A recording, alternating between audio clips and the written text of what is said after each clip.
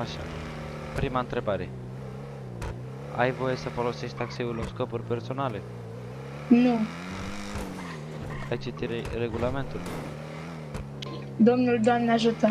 Este obligatoriu să fii prezent la ședință? Da. Ce arme poți deține? Un pistol. Și încă două chestii. Un pâtă sau un cuțit. Așa. Când ai dreptul să dai un client afară din mașină? Poftim? Când ai dreptul să dai un client afară din mașină? Când mă jignește. Da. În ce interval este obligatoriu să fii prezent? Adică să fie pe turn.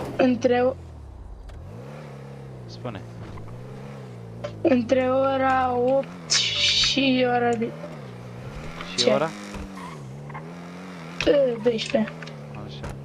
Care este minimul de pontaj? De minute Poftim? pentru pontaj. Care este minimul de minute pentru un pontaj?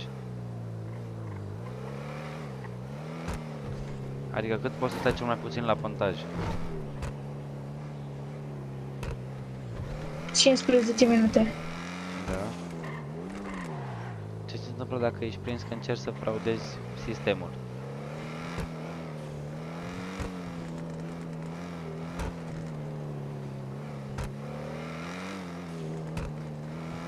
Voi fi dat afară.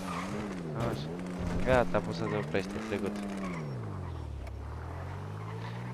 Așa, o bag Ce aici, bune? bag aici în parcare, gata. Mă duc și pe mine la taxi. Te duc, ai răbdare. Ai răbdare acum o secundă să postez și eu aici, da? Angajare. Da. Sau de fapt...